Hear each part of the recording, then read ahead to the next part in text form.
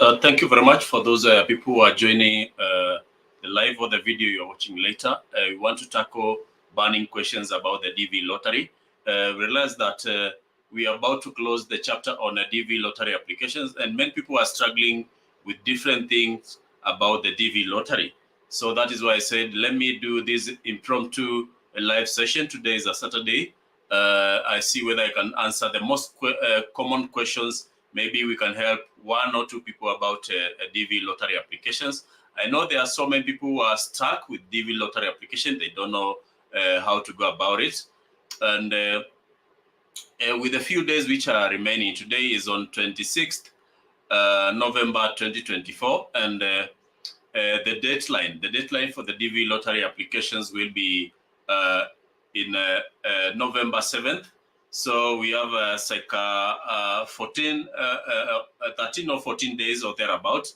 And I know there are so many burning questions about the DV lottery. That is what I want to answer so that people do apply en masse. People apply as many people as possible, because this is like a free and open chance for you to be able to see whether you can get a free chance, so to speak, for you to be able to apply for the DV lottery.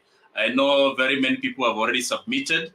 If you have already submitted, you can tell us in the comment section. If not yet, you can also tell us in the chat, so that and at the end of the day, we'll do some applications for some people who have not applied, and that will be a free application. However, we usually charge for the application, and I will put a banner there so that you see if you want to contact us about the application. You can reach us through that number, which is on your screen. But basically, because we are nearing the end, we want to demystify, because I know some people also want to do this application for themselves.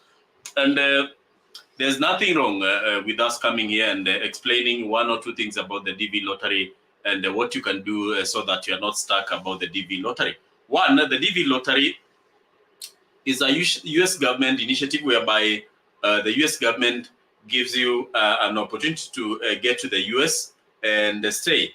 It gives you all the rights of a permanent resident. It also gives you all the rights of a citizen, apart from being able to vote. But all the other rights of working, being able to study, live, work, marry, whatever you want to do, provided it's a legal thing, you're able to do it in the US without any restriction.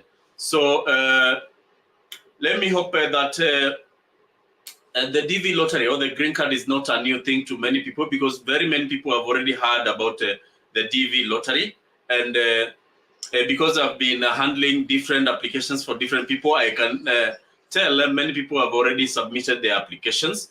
But there's nothing wrong, because these videos are also, you find that also other people coming to watch these videos 3 or 4 years to come. The rules don't change a lot about around the DV lottery.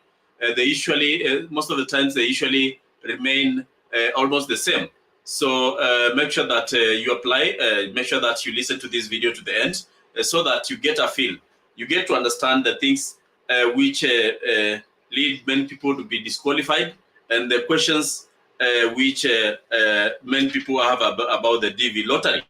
Once you get to the website, which is the dv.state.gov, you'll find, once you get to that website, you'll find that it asks you to feed a certain key, which is a characters, which are characters which you fill, and then you submit so that the website knows that you are not a robot. So fill that number. It is a unique number. So in this case, I'll not be talking about that number, because it's not a problem for most people. Just fill the number, then go ahead and fill all the details. There is a question of the name. The first thing you'll find on top is the name.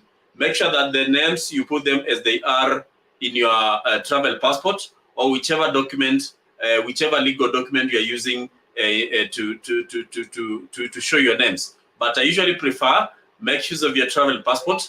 Put the names as they appear in the passport. If you have 3 names in your passport, put 3. If you have 2 names in the passport, put 2. And if you rely on the birth certificate, also make sure that you fill the names as they are in the birth certificate in that order. Otherwise, I know many people get confused because you find that you have two names in your certificates, and your travel passport and your birth certificate has 3 names. How do you go about this one? In this case, the birth certificate and the travel document is the most important. Make sure that you follow what is in those 2 documents, because those are the ones you'll use for immigration. About education certificate, if they have conflicting names, you can always get what we call an affidavit. An affidavit will be able to support that this is the same person. He uses 2 names in the certificate, but in the passport, he has 3 names. Is the same person. So again, let me repeat: use what is in the birth certificate and the travel passport, because that is the correct information. Once you get down there in the form, it will ask you the date of birth. Make sure that you input the date as it is in those 2 documents. If you are born on September 1st, 1995, fill that as it is, because that is what will be used while you are going for the interview, and you will fill the same using while filling the S260 in case and if you win the DV lottery come next year, 2026. So make sure that the dates are properly captured, because then again you don't want to get into to being grilled or get questions, being asked questions about why did you fill such and such a date. There are mistakes which you can rectify in the DS260, and that is one of the mistakes which again you can rectify using the DS260 in case you win about the date of birth. But there's no need of putting errors. Make sure that your application is captured as correctly as possible. The next thing you'll find down there is your what is this? Is your gender. And in this case, we only have 2 genders in terms of the DV lottery. It's either male or female. Fill the one you identify with. If you identify as male, or in your documents, if your documents state you as male, kindly fill as male. However much you might want to fill what you identify with, because that can also bring you some trouble. The other thing I usually get people asking questions is about the district of birth, the place of birth. And in the website, it's listed. You should not list the district. So in this case, in the US, this district is something else. So what is written in your birth certificate, what is written in your travel passport as place of birth, that is the city you fill. That is the city, because the US, you realize that it is organized in terms of cities, and that is why they say that fill the city of birth. But you realize that this is not a common thing. This is not a common practice across the world. So that is why I usually say fill the city as it is on your birth certificate or your travel passport. There's the place where you'll find place of birth. Place of birth as it is stated in your birth certificate, fill that as it is. And I want to repeat that, because I've seen people filling city as Kisumu, city as Nairobi, city as Dar es Salaam, whereas what is listed in the birth certificate or in the travel passport is not that. So make sure that you write what is written on your birth certificate. The other thing is the country of birth. The country of birth is the one which qualifies you for the DV lottery. So if you acquired a secondary citizenship, maybe of another country, that will not qualify for you that will not determine whether you qualify for the DV lottery. So the best thing to do is fill the correct country of birth. Even if you are a refugee, fill the correct country of birth, because that is what will qualify you for the DV lottery.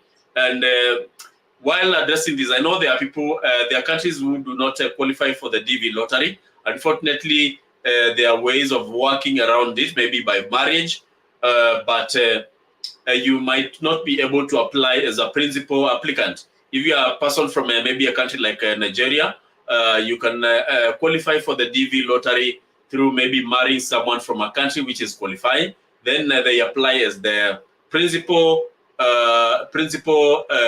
applicant. Then you come under them as a derivative. So make sure that the country of birth is the correct country. The next one is the country of your residence, your current residence. If you are living in another country, for example, you find that some people are living in another country like Dubai, Saudi Arabia.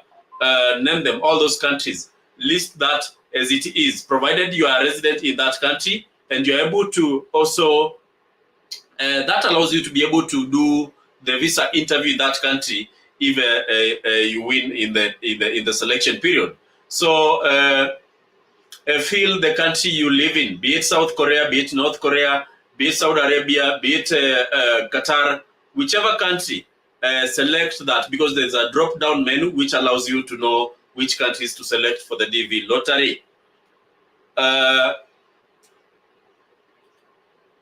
the part of marital status, because I've seen people getting into trouble because of marital status, because for the DV lottery, you can apply as single. A single person has the same chance as someone who is married. So applying as whichever type of marital status will not determine your chances of winning the green card, because I've also seen people say that if you apply as married, it increases the chances of being selected for the DV lottery, and that's not entirely true. Apply with your marital status. If you are single, select that you are unmarried, and that will make it easier for you to fill the other parts. If you are dating someone, you are not married, and married is for people who have a marriage certificate. If you do not have a marriage certificate, you are technically not married. And I was advising people because you find that in our African setups we have very many marriages which are not what is the word?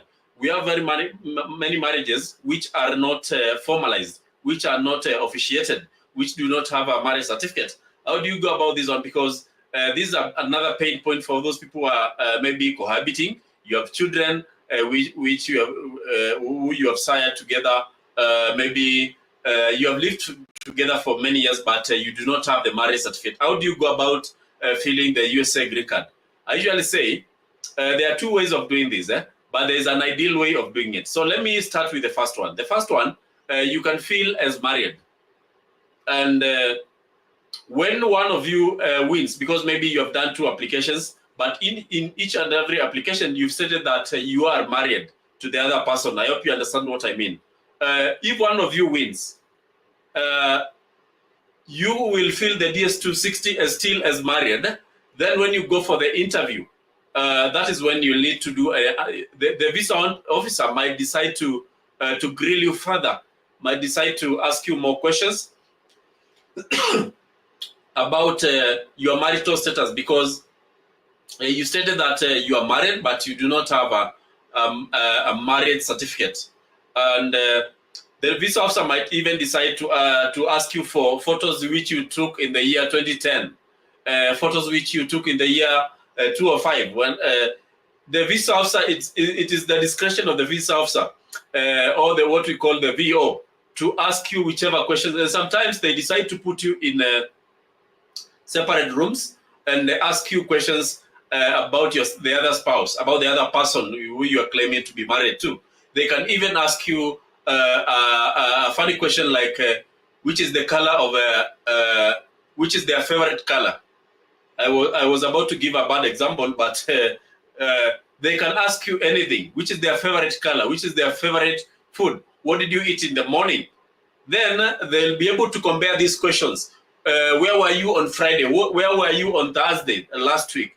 Then they might be able to get a feel and see whether you're trying to game the system by using fraudulent means to get to the US. So again, make sure that you can be able to defend yourself using different ways. Also being able to produce maybe a bank statement, maybe you have a shared bank statement, different things which you can support your case. Also, there are things like bills, maybe bills which you pay together can be something you can prove that you are married. That is in the case whereby you had feel that you are married, but you do not have a marriage certificate. The other way, which is the second way of doing this, is by filling as two separate people who are not married, but in each application you make sure that you captured all your children, and the only person who will be missing in each application is the other spouse, is the spouse. But in your application, maybe if it's Jackson, for example, will capture the children. If your spouse here will capture the children, then when and if one of you wins, no, before you win, before the results are declared, you can get a marriage certificate, and that is the most ideal way of going through this process here of DV lottery for people who are married but they do not have a marriage certificate. Go and get a marriage certificate because that is what will make it easier for you to process for the DV lottery. Otherwise, if you are relying on other things, you might need to do some explaining, and sometimes it might not be easy without a marriage certificate. So for those people who apply for the DV lottery, check which is the most suitable one for you. If you apply for the DV lottery 2026, which again is being applied in the year 2024, but the name is the DV lottery 2026. There's also the part of education.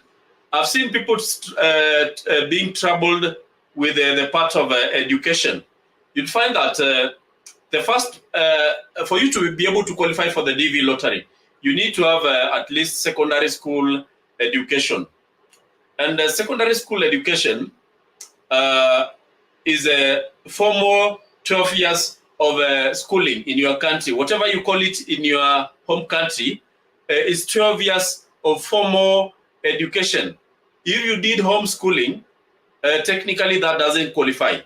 But if you did 12 years of formal education, you are qualified. I hope you understand what I mean. Equivalency kinds of education, which you try to equate to secondary school education, might not be qualifying for the DV lottery. So be careful whatever you want to state as a qualifying education. The other pathway in terms of education is if you have 2 years of experience in a qualifying occupation, 2 years of experience in the last 5 years in an occupation which is qualifying, which again you can go to OneNet. I think it's OneNet, onet.com or something, and check whether the occupation which you are relying on is a qualifying occupation. Because then again, it's not each and every occupation which qualifies for the DV lottery. Because, for example, you are a plumber or a tailor, you can be qualified for the DV lottery regardless of the fact that you might not have a finished or completed secondary school education.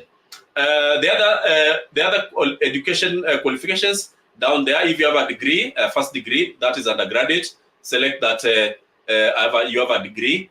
If you have done maybe a diploma, what we call in Africa a diploma, you can write some university courses.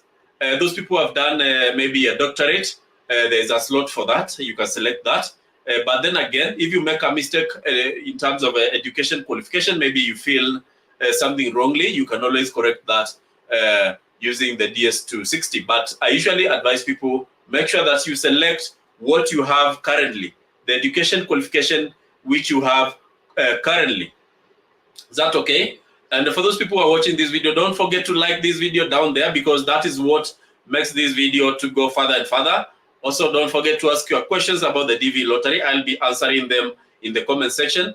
And if you have applied, you can also tell us in the comment section that you have applied, so that we know whether our people are heeding the call which we are making as people who are making content. Otherwise, I know there are so many questions about the DV lottery. We'll be answering them. Those are the most common ones, about education, about marriage, about country of birth, about the city, about what else? About children. I usually say, make sure that all the children who are eligible, you apply, you fill their names, and you also make sure that you have the passport photo for each. So those are children below the age of 21 by the time of doing the application. Apply with them, and I've seen people trying to leave children out and saying that let me apply alone, then I'll be able to bring the children later. It might bring you a lot of trouble. Make sure that you apply together with all your legal children. Those are, even if they are your adopted children, maybe from your brother, but they need to be legally adopted. And also, if it's your children, they need to be biological children. So there are different ways of approaching it. Maybe you have adopted children by way of marriage. Maybe you married their mother, and by default, you become they become your children. So make sure that you see the technicalities so that they don't fix you in, so to speak. Is that okay? The other thing is about that is marital status, that is children, that is the legal status of children. What else? There are different questions. I'm not able to remember all of them, but I'll try to answer all those questions in the comment section. So if you have any burning questions about DV lottery before it closes, there's still time for you to do the application. Ask them in the comment section. Don't forget to like this video, because that is what will help this channel to grow further and further. I'll be doing more videos answering your questions about DV lottery. Thank you very much, and have yourself a good day.